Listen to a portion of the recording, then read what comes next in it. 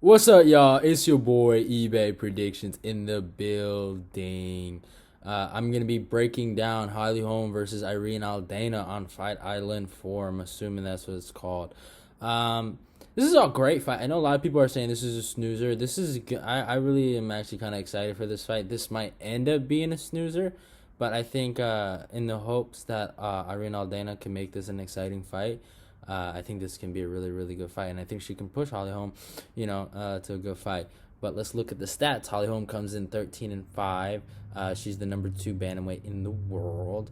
This is all based on Tapology, by the way. Fights out of New Mexico, Albuquerque, age 38, height 5'8", and reach 69. Irene is 12-5. Fights out of Mexico, age 32, and a reach of a height of 5'9" and a reach of 68. So there's not a really big discrepancy in reach. But in terms of notable wins for Holm, you're kind of looking at right. You're looking at she's coming off a win over Raquel Pennington. That's a pretty good win for her. Megan Anderson is probably her best one, and Ronda Rousey, and she beat Marina Renew, so that's a decent one. Holly Holm, in my humble opinion, sorry for the noise if you guys hear that in the background.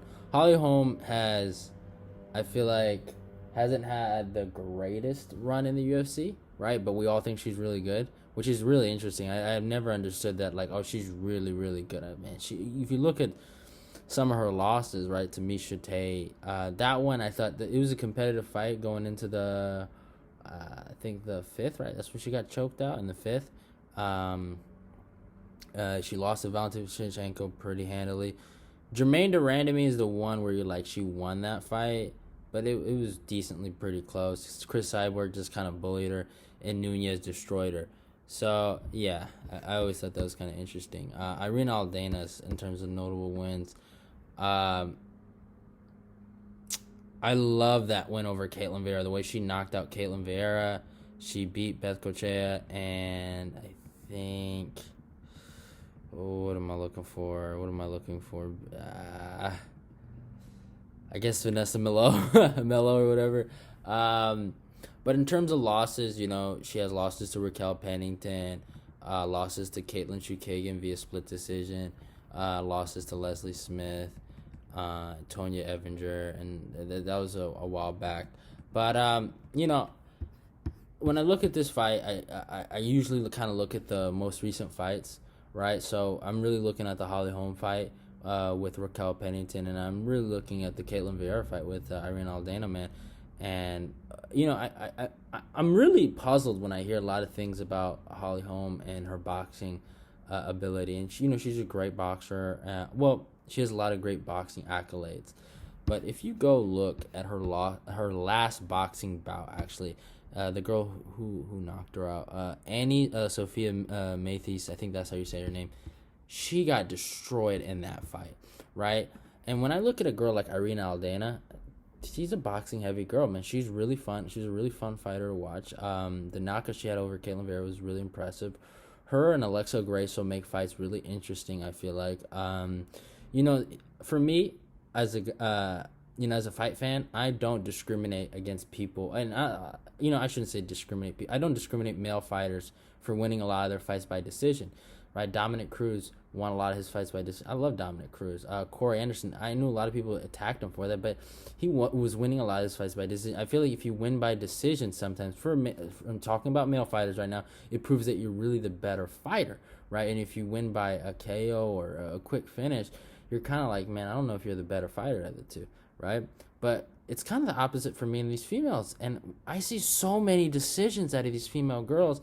When you see one of these goddamn diamonds in the rough, right? And they're able to finish girls like a girl like Jessica Andrade or, Irene Aldana. And you see them knock this other girl out in spectacular fashion, something we don't see. You're like, damn, that's actually kind of cool. So it's like, and I know Irene Aldana can go 15 minutes, so there's nothing against that. But it's just one of those things that can Irene Aldana push Holly Holm to a boxing bout, or kind of a boxing match in the octagon. Now, Holly Holm has suffered some KOs, and after the Nunez fight, I didn't know about the KO loss she suffered in her last boxing bout, right? So I don't know if she's getting a little chinny or she's worried about that. But you could see in the Raquel Pennington fight, she used a lot of her clinch work. For me, here's my thing. As a wrestler and as a guy that appreciates grappling, and of course I do also appreciate striking and all that, I know how hard it is to take someone down. It takes a lot of energy. It's a lot easier to punch someone than to take someone down, or even to go in a clinch situation, right? If it's over unders or double unders, right? I respect that. But here's what I gotta say.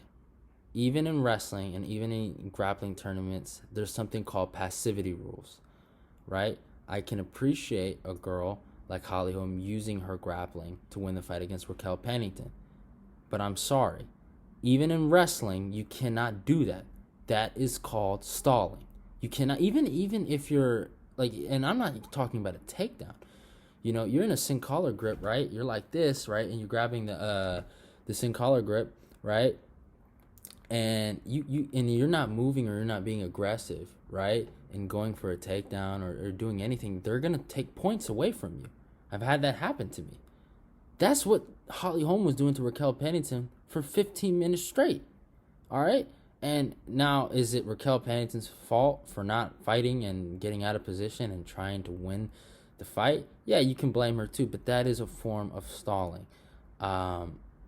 She might try to do this, in this fight against Irene Aldana. It all depends on the ref. It really does. And that's what makes this fight so hard to predict.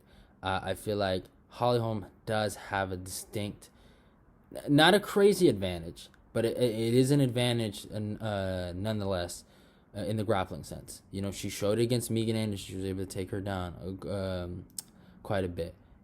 So she will have the advantage in the wrestling, and it's interesting. I might get slack for this, but I give Irene Aldana the advantage in the boxing, right? And she's younger, and I feel like she's willing to take a few more shots, to give some shots. So it's like I really do honestly think if they were in the pocket and they were swinging, right? I think Irene knocks Holly Holm out.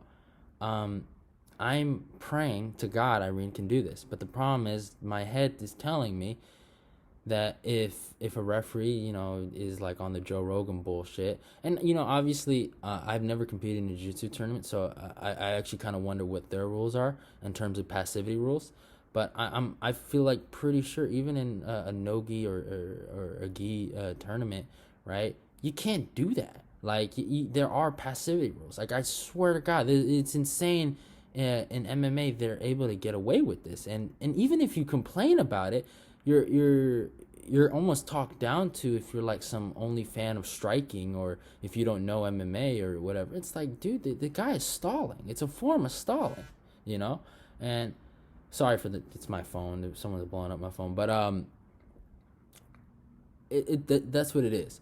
And nothing against Holly Holm. It's not. I don't blame her for doing it. I've done it before myself.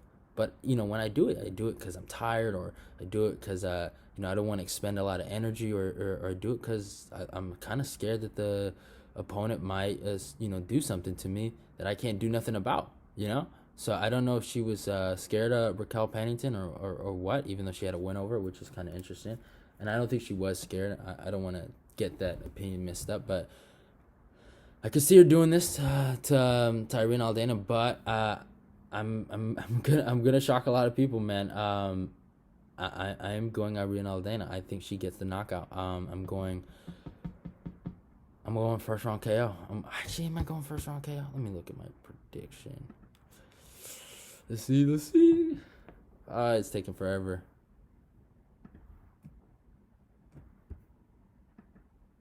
Yeah, I'm going first round KO on Tapology. Okay, I guess you guys got my prediction. I'm going first round KO with Irene Aldana against Holly Holm. I don't, nothing against Holly, but man, Aldana, please get it done, bro. Please get it done for the homies, man. We praying for you, girl. Come on, you can do it. But in terms of what Aldana can do, her offensive boxing is beautiful. The way she was able to knock out Caitlin Vieira like that in stone cold, and that's a girl that's never lost. By the way, she was just suffering her first loss. You know, we're gonna see what Caitlin Vieira is about. I haven't. This is pre UFC 253, by the way.